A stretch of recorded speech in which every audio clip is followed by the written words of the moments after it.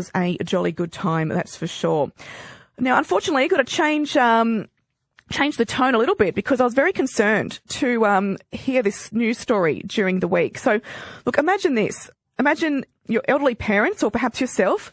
You've settled into a retirement village thinking that you found a safe and supportive community for your golden years. Now, you might have invested your life savings, believing that you'd have access to essential services like meals, laundry, and 24/7 care. And then suddenly, out of the blue, you're told that these services are being cut and the village is shifting to a rental-only arrangement. So no more food packages, no more emergency care, no more community bus service getting you around. Look, how would you feel if this happened to you or your parents? And it's not just a hypothetical situation. It's actually the reality for residents at Seasons Caloundra on the Sunshine Coast. So families like that of Maggie Ross, a 75-year-old resident, is now scrambling to find alternative care and accommodation after being blindsided by this decision. Now, Maggie has said she herself and many others feel betrayed. They feel misled by promises that are no longer being kept. Some residents there are in their 90s, and there's even a 106-year-old World War II nurse who lives there. And suddenly, they're left asking, where do we go and what do we do? Judy Mayfield is the president of the Association of Residents of Queensland Retirement Villages, and she joins me on the line now. Judy, good morning. Good morning, Olympia. Look, Judy, I was really concerned reading this story during the week, and you can shed some light on this situation. So the state's Department of Housing, they have launched an investigation into what's happening here. What do you think that they will find? Look, Olympia, I wonder if you mind if I just take a step back before we go into this, because I think what is happening is that these sort of stories break. People who live in retirement villages get really concerned and uptight. People who don't live in villages say they're a terrible place to live, and the media has a buzz day on the story. So I just want to take a step back and explain a little bit about retirement villages. So we are an advocacy, education and support group. We're all volunteers. We all live in retirement villages, and we are there for the residents in the whole of Queensland. So that's where the base comes from. So I think that people move into retirement villages, I don't know, expecting with unreal expectations, sometimes not understanding.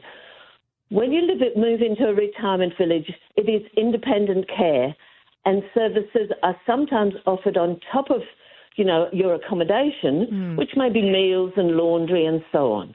So people it's not aged care. It has never been aged care. Aged care is run by the federal government. Retirement villages are run by the state government. Different legislation, different set of rules. So people need to understand that at the first instance. And I'm saying this because I want to settle down the people who currently live in retirement villages, who are a bit like Henny Penny, are thinking the sky is going to fall in. So I just want to say that right from the start. Yeah. There is a process that occurs if a retirement village thinks that they are no longer financially viable. Okay, retirement villages are commercial operations. They are not charity organisations that give residents everything they want.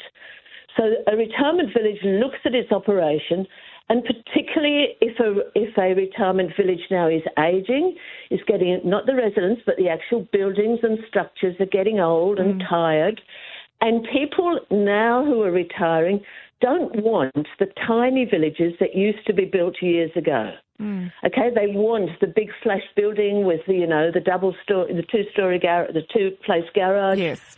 All of that. So retirement villages that are old, operators have to decide what to do about that.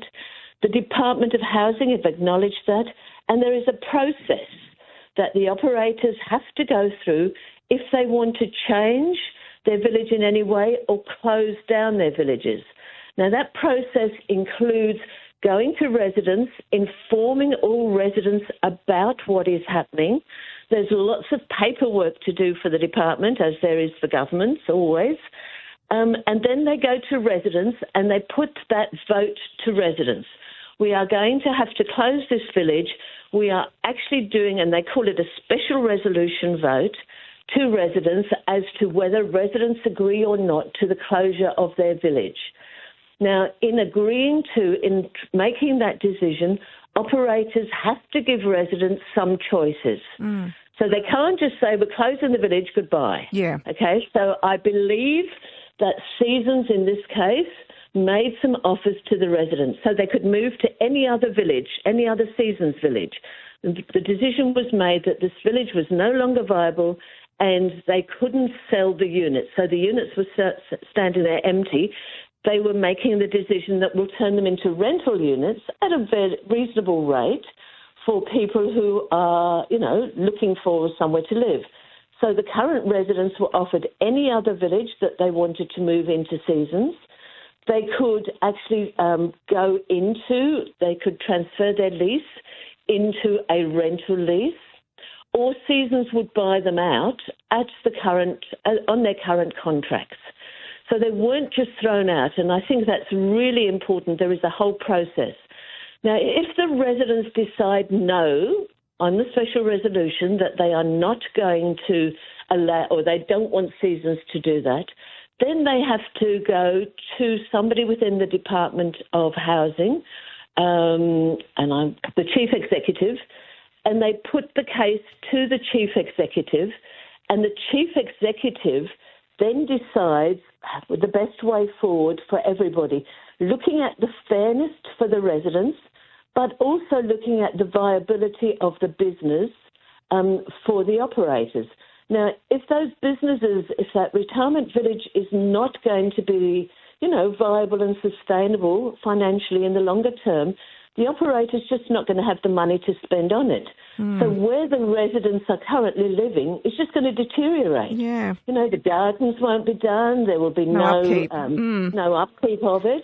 And so the chief executive has a look at that and makes some decisions around what is the best way forward, always bearing in mind that the residents are not being thrown out. Okay. They have been offered alternatives, and that's the way the process works.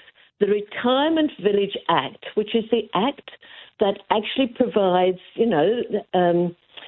safeguards for people buying in and living into retirement village, many, many years ago was absolutely skewed towards operators. Okay. With the work that ARQRV has done, we have been a very loud voice for residents in retirement villages, and the Act is much more balanced these days. We don't deal with half the number of problems that we used to deal with, because we deal with problems between operators and residents and help to resolve them. We haven't got those big numbers anymore. The Act has changed. Operators are, as I would say, playing fair now. They're not out to get residents or to, make lots of money out of them. I mean, obviously they're a business, but that's not what they're there to do. Well, Judy, thank you so much for shedding light on that situation there. You answered every single one of the questions I had to ask you without me even needing to ask you, so thank you so much.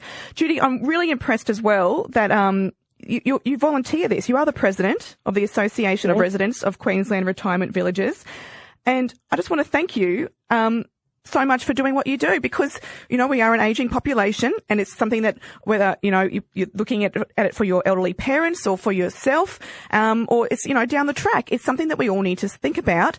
And it's fantastic that we have people like you making sure that everything goes right. So I want to thank you. Yeah.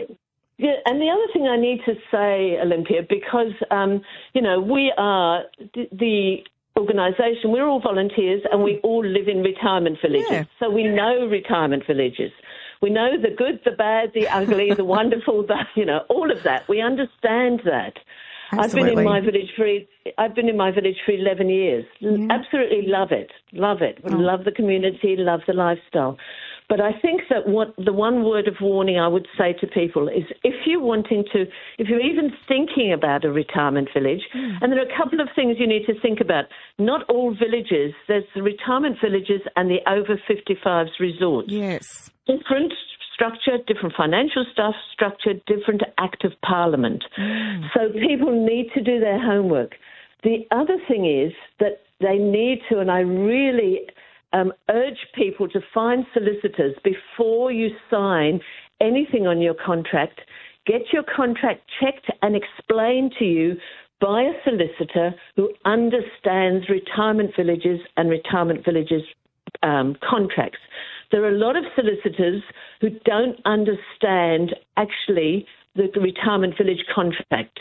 So look around, and when you're looking to get your contract checked, find a solicitor that will tell you, or that you ask the question, do you understand retirement villages and retirement village contracts? Because you can get caught out with it's the small detail. Of course the contract's going to be legal. Nobody's going to give you an illegal contract. Just always good to get a second glance of eyes across it. Exactly right. Exactly. And also, if people go into the ARQRV website, yes, we have a whole section on moving into a village. There's heaps of resources there that will explain it to you. There are heaps of resources when you want to leave the village to explain the process to you. So do your homework. Just don't be blindsided by the dream. You walk into these villages and they're beautiful, absolutely beautiful, with all the, the facilities that they're offering you. Don't just buy the dream. Understand the financial implications, and also remember it is not a financial investment. You are not going to buy into a retirement village and make heaps of money. No. You are buying into a lifestyle, and you have to remember that. Absolutely. Judy, thank you so much for your time this morning. And yes, everything is covered here. I've just been on the website myself, as Judy mentioned it there. You can head to ARQRV.org.au. That is the Association of Residents of Queensland Retirement Villages, Inc. And Judy is the president of that, and they've got everything covered on there. Great to have Judy shed some light on that issue this morning.